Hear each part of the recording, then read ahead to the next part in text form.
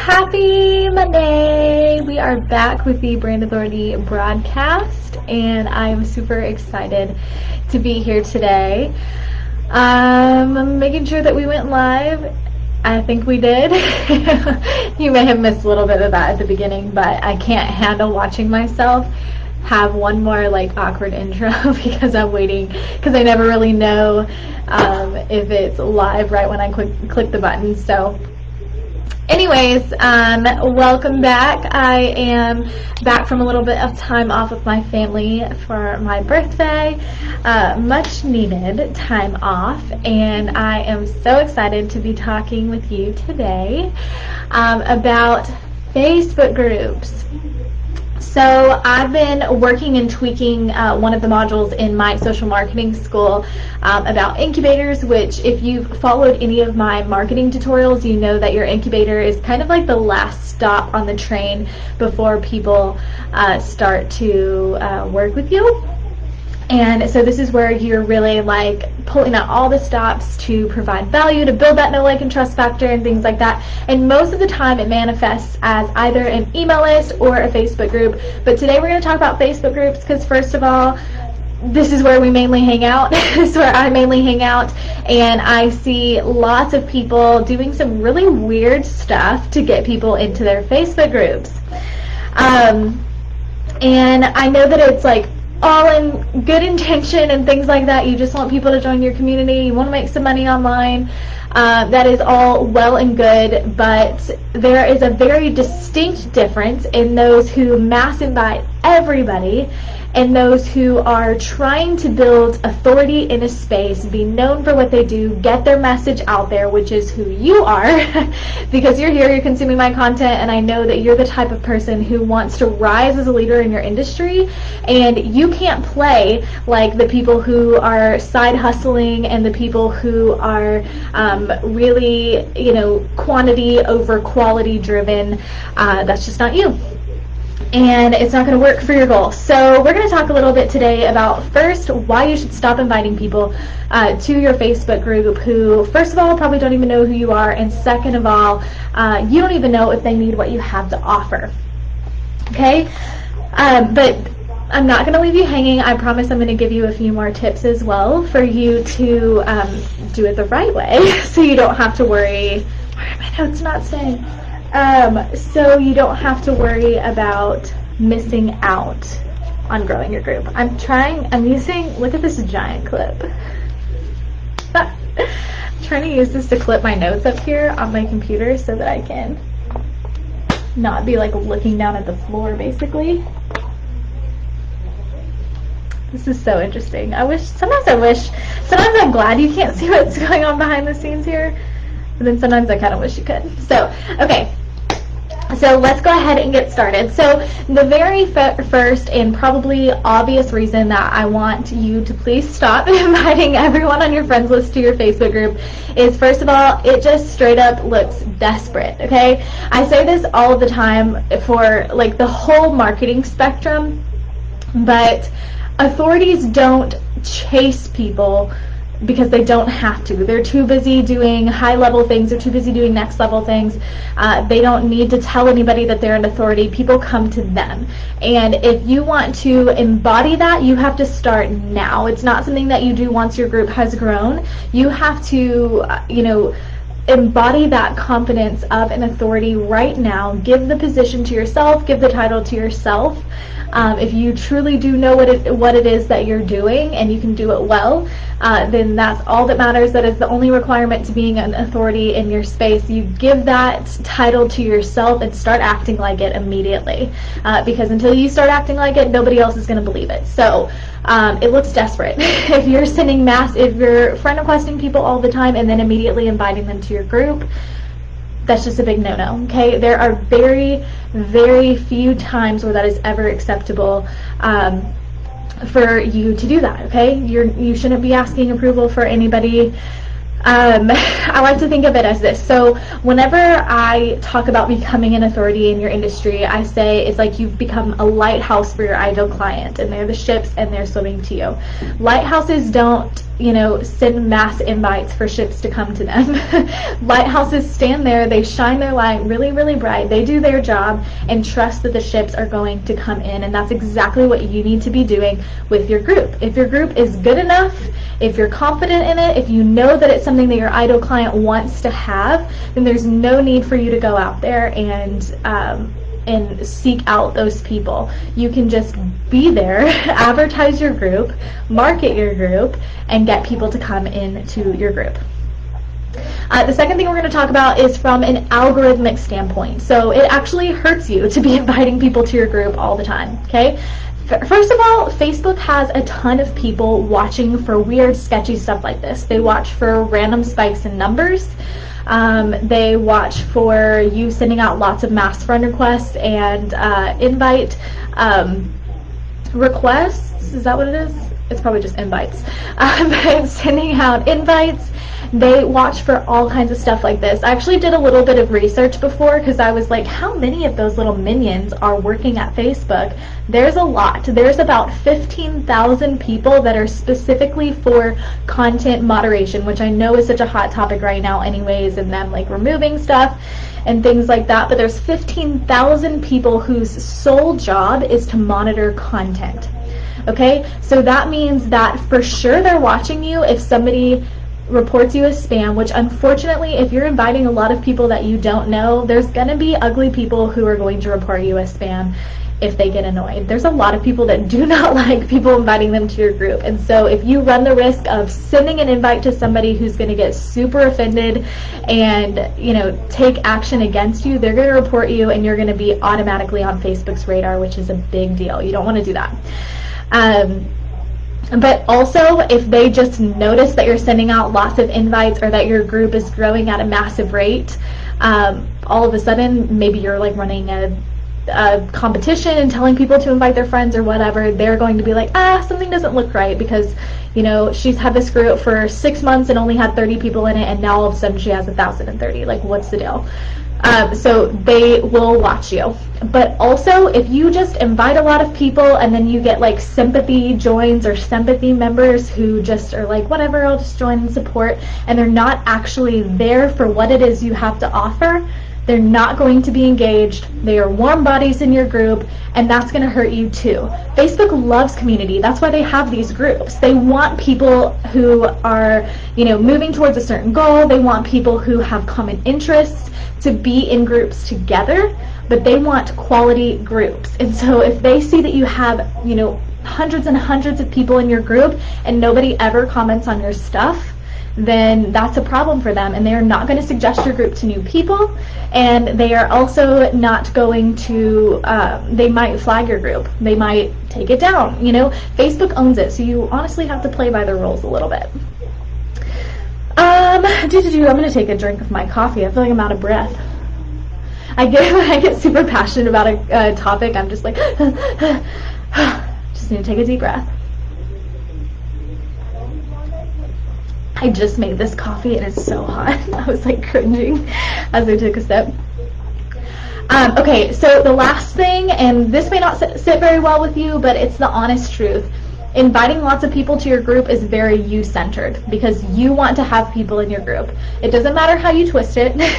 If you don't know this person and know that what you have is exactly what they need for this particular point in their life, which if you've not talked to them before or haven't really talked to them recently, then there's absolutely no way that you can know this, then it's you-centered. You're hoping that if you throw out this wide net and you invite all of these people to your group, that eventually, somebody will come in that actually needs, that's actually going to engage, and then that's actually going to buy from you. That is 100% you-centered, and nothing good ever comes from that, okay? So I know that there's a lot of people out there that teach for you to invite people to your group, and, you never know if you don't ask, and things like that. I think that it's, really well-intentioned what am I trying to say? That's a very well-intentioned sentiment, but it's not the way to go, okay? The bottom line is if you want to be a leader in your space, you have got to be confident in what you have to offer, trust the process, and know that if you're doing everything that you're supposed to do, and if you are not trying to take the easy way out by just embodying a lot of people and hoping that it grows really fast from there, if you're doing the things that we're going to talk about here in a minute, and really like taking that time to do the diligent work, that you are going to get what's yours in return, okay? There's no reason to try to take the shortcut, to cut corners or anything like that. You are going to be able to build your group, but you cannot try to do it the easy way, because, you know, isn't that like the theme of the tortoise and the hare? We have that book for my kids, and I really hate reading it, but I think that's what they talk about in the tortoise and the hare, right? Like, the hare gets like so far ahead and then he ends up falling asleep or whatever.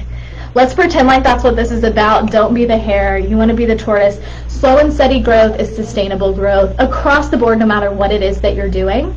But you want to have, you should prefer to have a smaller group that's engaged, that actually wants to be there, than having this huge, large group that nobody cares about. Listen, nobody wants to have a group of 25 people, okay? Nobody thinks they're like, oh my god, I just can't wait to have a group full of 25 people. Like, that's not super enticing to people. We see these groups that are just like super amazing, like the Women Helping Women Entrepreneurs group and the Successful Female Entrepreneurs group and Boss Moms and all those big groups, and we're like, oh my gosh, I want all of these members and I want people to be engaged, and that's amazing. That's really great for you. But the thing is first of all, you don't need that to pay your bills, because I got my first high-end client with 25 people in my group and that was a $5,000 payment.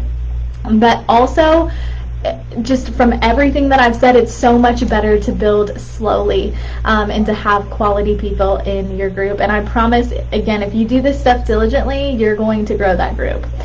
So let's move on to what you can do, because I do not like being super negative. I don't like sitting here shouting and waving my finger at you and telling you what you can't do. But I had to call that out, and I had to give some reason behind it, because I know you've probably seen people talking about, oh, I hate when people add me to their Facebook group and things like that. I don't think that's productive. I hate when people add me to their Facebook group because I don't like being the bearer of bad news. I feel like I have to pull out like my teacher hat and be like, listen, but I think it's very important, because I care mostly about your success. Second, about your feelings. I do care about your feelings, but mostly I care about your success. And I cannot sit by and watch you do something that's going to end up hurting you in the long run. Okay, so things that you can do. First of all, you can have conversations around your zone of genius. So if you are, actively like engaging in other people's Facebook groups, like those big groups that we just talked about, groups full of your ideal clients, then there are going to be plenty of opportunities for you to catch somebody asking a question that you can answer about your zone of genius, or just having a conversation about it. There's going to be plenty of opportunities for you to talk about your zone of genius, to get into real conversations with people and hear their pain points. And there's going to be, if you're doing that a lot, there's going to be lots of opportunities for you to invite them to your group if they see fit. And all you have to do is, say, hey, you just asked about this, and here's a little bit of value for you right now. If you want more of that value, here's a link to my group. I would love you to be in it. It leaves the ball in their court, first of all, which people like the ball to be in their court. They do not like to feel pressured for anything. It gives value. It doesn't say, I'm only going to give you value if you go in my group. But it also is, it's a fit. It makes sense for you to invite them to your group, because they've actually asked something about your zone of genius and what you cover in that group, and it just makes sense. It's not like you just saying, oh, I'm going to add every single woman that comes up on my suggested friends list and then invite them to my group because they may have a pain point that I can help them with. Okay, we're doing positives now. So have conversations around your zone of genius. Set aside a set amount of time per day to find where your ideal client hangs out, have conversations around your zone of genius, and let the conversation organically move to you inviting them to your group if it's a fit. If not, the worst thing that you're going to do is build a connection, establish a little bit of authority, and maybe make a new friend out of it. Okay, you don't know what's going to happen in the future, but nothing bad can happen from you just genuinely serving people and operating within your zone of genius. Okay? The second thing you can do is create valuable content telling people about your group. So market your group just like you would market a product. And obviously this particular thing is 100% my zone of genius. This is exactly what I do. Creating valuable content, first of all, tells a story, and people love stories, especially if it sounds like something that they can relate to. We all like hearing about ourselves. We all like knowing that somebody can relate to us, that we're not the only ones who suffer from a certain pain point. And it's always just really reassuring when we can read content that feels authentic to us. So it tells a story, which is really great. It gives them a valid reason why they should join your group. So if you're telling a story about a result that somebody got in your group, or about something fun that you guys do in your group, or things like that, then you're going to give them a reason to want to join your group. But it's also low pressure. So again, back to the thing that we talked about with conversations. It's just kind of laying it out on the table. It's being like, listen, if all of this sounds really gravy to you, then here's what you can do about it. Here's where you can find more of this great content. Here's where you can get some of this result that I just talked about, or experience some of the fun that we're having, or whatever, okay? It gives people a little bit of FOMO too, because they're like, oh, this is so great and I want more of it and I don't want to miss out. So creating valuable content, you can never go wrong with that. And shameless plug, if you want to learn how to create amazing content that actually connects with and converts your ideal client, then I would love for you to join our free 5-day Content Queen Challenge. All you have to do right now, we don't have the sign-up sheet ready yet. It starts August 3rd. Yes, August 3rd, so we'll actually be opening up the registration sheet again next week. But if you want in on that challenge, go ahead and just like do the little hand raise emoji. The little girl, you know, well, not the little girl, that sounded weird, but like the, you know, the one that's like raising her hand. Just put it in the comments. That's what I'm trying to say. Put it in the comments and I will get you on the wait list. We'll let you know whenever it starts. But yes, create valuable content telling people why they need your group. I'm adjusting my weird paper clip with my notes here. Okay, and then the third thing that you can do to, you know, organically attract people into your group instead of prospecting is have a clear objective for your group. Now, honestly, this should be done before anything. If you are going to create a group, I know there's lots of content out there saying you have to have a group. To have a successful business, you have to have a group. And that's like the extent of it. It doesn't tell you actually how to build a group, how to build a valuable group, one that will organically grow and attract your ideal client. But the key to that is you have to have a clear group objective. So you have to know what's in it for your ideal client. Of course, you want to have this group because you want to nurture people and you want them to eventually buy from you, right? But that is not something that's going to entice your ideal client. They do not want to be tricked. That feels like a trick, right? So you have to have some value for them. You have to serve, serve, serve, serve, and then sell. So what you need to do is figure out what is the biggest hesitation that your ideal client has before working with you. So if you were to have a little, here it is. If you were to have your ideal client avatar on this side, your offer on this side, and then this is like the big, oh, I can't, sorry, this is, the computer is like mirrored, so it's backwards. So if this is the big chasm, if somebody is just watching this with no volume, this probably looks really weird. This is the chasm that's keeping them from getting there. How can you bridge the gap between them being over here, needing what you have to offer, and then being ready to work with you? That's what makes a good group. So if you can address a problem that they have and provide a really quick win, a simple solution, or a way to nurture that part of them until they're ready to work with you, that is key in captivating them and nurturing them until they're ready to work with you. So having a clear objective for your group makes it client focused and audience focused. It takes the spotlight off of you and puts it onto them. But also it creates raving fans. So there's people in your group that actually want to be there, and then they actually get something out of it because you probably know how to create content for your group now because there's an actual purpose for it, right?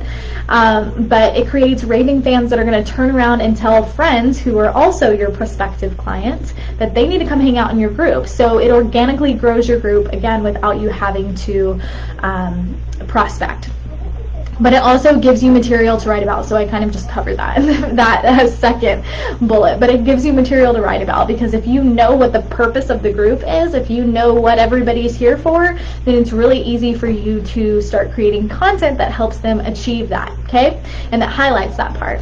So those are the 3 things that you can do. I had to move my notes.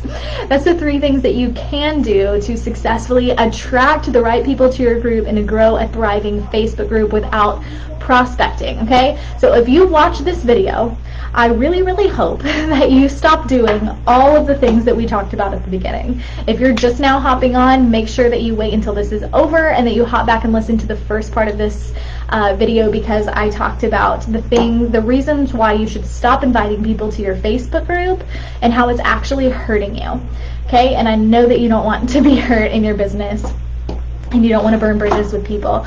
But then also make sure that you consume all of the ways that you can grow your Facebook group organically. But just know the second part of this video is going to feel a lot like you're making slower progress, okay? But you're really not. It's quality progress. And a lot of times I see people getting caught up in the false productivity of like turning and burning people, and just like, you know, if I ask 100 people, maybe 10 people will join today, and that's a lot more people joining today than if I post about something and maybe 1 person joins. But the thing is out of those 10 people that joined, if you sent out 100 mass messages, you know, you have zero guarantee that any of them actually want to be there, because we talked about, you know, those sympathy joins and those people who are just going to be warm bodies and who are going to hurt your overall algorithmic rank by being in your group just because they didn't want to say no to you or they wanted to be nice and support you. And so that's false productivity. Just because you got 10 people in your group in one day because you mass messaged a lot of people does not mean that those are quality people. Okay, and then also you have 90 other bridges that you burned, or people that you ignored, or maybe even respect that you lost by people who very well could have been your ideal client if you would have just taken the time, gone the extra mile, nurtured them, and built that relationship with them to where you let the ball be in their court and you let them be ready to work with you on their own timeline. So if you want to learn more about how to market your business and establish brand authority in a way that makes you rise as a leader in your industry, then I would love to talk to you this week. We have 4 more spots open for business meetings with me, where we will sit down, have a conversation about what your goals are in your business, what being a leader in your industry looks like to you, and then we will make a plan of action together on how you can get there. And then, of course, if I feel like it's a fit, if you feel like it's a fit, we will talk about what it looks like to work together on this over the next 12 months in my 12-month Authority Makers mentorship. And so if you want more information on that, just send me a message saying, hey, I want to have a business meeting, and I will get back with you with my calendar availability, and we'll find a good spot for us. So let me know if you watch this video live, let me know if you watch the replay, and let me know your thoughts. If you agree, if you disagree, I would love to have a conversation with you about this. Just make sure to keep it civil, and I am always open to the banter. Talk soon.